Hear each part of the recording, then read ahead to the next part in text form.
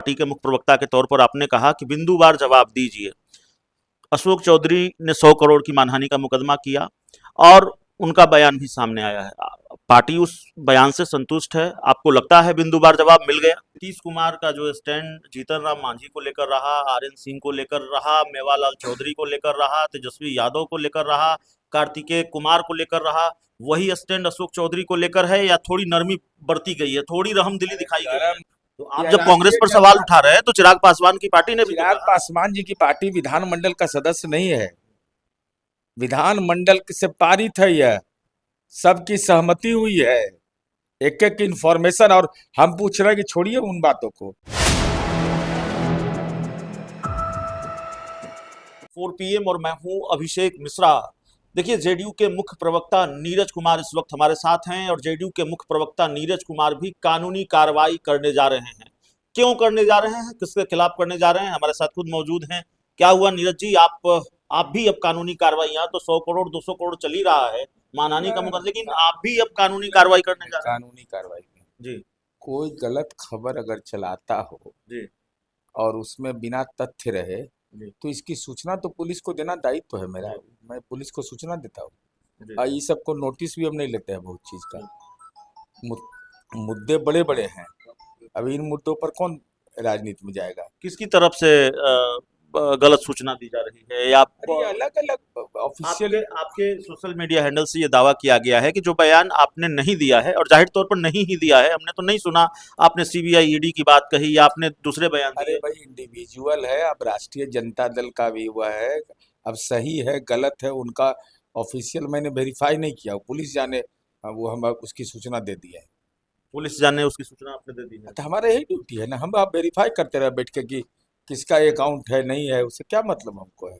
कल पहली बार इंडिया गठबंधन की कोऑर्डिनेशन कमेटी, माफ कीजिएगा, इंडिया कांग्रेस की सीडब्ल्यूसी की बैठक हुई और आज़ादी के बाद बताई गई पहली बैठक है। आप लोगों की तरफ से कहा जा रहा है भाई ये दबाव बनाने के लिए, आरजेडी पर दबाव बनाने के लिए, सीट शेयरिंग में अपनी बार्गेनिंग पावर को मजबूत करने के लिए इस तरह की बैठकें हो रही हैं। नहीं नहीं, वो राजद के दबाव से आजाद होने के लिए, आजाद हिंदुस्तान में राजद से के दबाव से मुक्त होना चाहते हैं। लेकिन उपाय कहाँ है?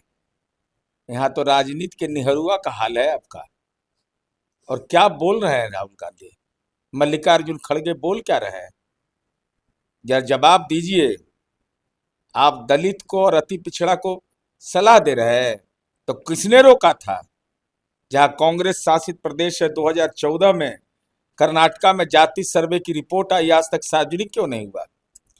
आपने तेलंगाना की रिपोर्ट को सार्वजनिक क्यों नहीं किया? लाल है कि काला है कि पीला है कि हरा है, किस मेथड से किया आपने, ये भी आप नहीं बता रहे हैं। और बिहार के कांग्रेसी नेता के बौद्धिक क्षमता पर सवाल खड़ा कर रहे हैं राहुल गांधी। कह रहे हैं कि बिहार का जाति सर्वे गड़बड़ है। तो तेजस्वी यादव को मतलब आप क्या कहना चाहते हैं? राजनीति का 420? वो तो आपके सहयोगी दल ने भी कहा, चिराग पासवान की पार्टी ने कहा जाति जनगणना बहुजनों के साथ धोखा है, आधिकारिक बयान है अरुण भारती का। अरे हम बता रहे सर्वदलीय बैठक का ही फैसला है, कैसे हो जाएगा? तो आप जब कांग्रेस पर सवाल उठा रहे हैं तो चिराग पासवान की पार्टी ने भी चिराग पासवान जी की पार्टी विधानमंडल का सदस्य नहीं है। विधानमंडल से पारित है, यह सबकी सहमति हुई है, एक एक इंफॉर्मेशन। और हम पूछ रहे हैं कि छोड़िए उन बातों को। अभी तो राहुल गांधी जी मल्लिकार्जुन खड़गे हैं, जरा बतावे अति पिछड़ा आयोग क्यों नहीं बना? अति पिछड़ा आयोग बनाए थे जब लालू जी के साथ गलबहियां मिलाए हुए थे, पंचायत नगर निकाय में आरक्षण दिए थे, अति पिछड़ा का आरक्षण का प्रावधान किया था महिलाओं का। छात्रावास था, जननायक कर्पूरी ठाकुर छात्रावास, छात्रवृत्ति योजना उनके लिए थी, प्रतियोगिता परीक्षा में कोचिंग की व्यवस्था थी, पारंपरिक पेशा में कोई सहायता करते थे, सरकारी ठेकों में आरक्षण दिया था। और 2 मंत्री जदयू के हैं केंद्र में, 2 में 1 हिस्सेदारी अति पिछड़ा के हाथ है। तो हमको अति पिछड़ा का प्रमाण पत्र चाहिए इनको। वो दलित का जो नरसंहार कराते थे, हम तो वह राज बनाए हैं कांग्रेस शासित प्रदेश में। जरा बतावे कि दलित जिला परिषद का चेयरमैन होता है और उसका सेक्रेटरी नीतीश कुमार ने आईएएस को बना दिया। देखिए, अगला जो सवाल है जाहिर तौर पर आपने उसके लिए कह दिया है कि शटर बंद है, पार्टी ने अपनी बात रख दी है, दरवाजा बंद है और बहुत कुछ कहने को आपके लिए बचता नहीं है, ये बात आपने स्पष्ट कर दी है। लेकिन चूंकि उस मामले में अपडेट है और पार्टी के आप मुख्य प्रवक्ता हैं, इसलिए सवाल है, आरोप लगे अशोक चौधरी पर, तो आपने कहा, यानी पार्टी ने कहा, पार्टी के मुख्य प्रवक्ता के तौर पर आपने कहा कि बिंदुवार जवाब दीजिए। अशोक चौधरी ने 100 करोड़ की मानहानि का मुकदमा किया और उनका बयान भी सामने आया है। पार्टी उस बयान से संतुष्ट है? आपको लगता है बिंदुवार जवाब मिल गया? नहीं नहीं, बिंदुवार जवाब पार्टी ने डिमांड किया, जी। उन्होंने लीगल नोटिस भेजा है। जी। तो लीगल नोटिस 6 महीना में नहीं ना सुनवाई होगा, वो तो तटके तटकी होता है। जो आरोप लगाया उनको भी साक्ष्य देना होगा, जिन पर आरोप लगाया उनको भी अपनी बात रखनी होगी, दोनों रखेंगे। अब अपने रखें या वकील के माध्यम से रखें, तो वो तो, और ये एक लीगल नोटिस एक प्रक्रिया है। लीगल नोटिस में आपको संतुष्ट करना है। जितना मैं, मेरी जानकारी है, जितना मैं समझ पाता हूँ, लीगल नोटिस का केवल अर्थ होता है कि आप उस पक्ष को यह जानकारी दीजिए कि आपने यह आरोप लगाया है, आप इसके लिए माफी मांगिए और नहीं तो कानूनी प्रक्रिया का सामना करिए। तो माफी मांगने का आधार क्या होगा? साक्ष्य होगा कि आपने फर्जी आरोप लगाया। आपको जवाब देना होगा कि आपने जो आरोप लगाया उसमें दम है, जो साक्ष्य है, चाहे जो कुछ है। तो ये तो बहुत चंद दिनों का है, बहुत दिन का नहीं मामला ही है। प्रशांत किशोर ने कहा है कि नया खुलासा करेंगे। अरे तो कोई रोक रहा है भाई? क्या दिक्कत है इसमें? सब कुछ पारदर्शी होना चाहिए, क्या दिक्कत है?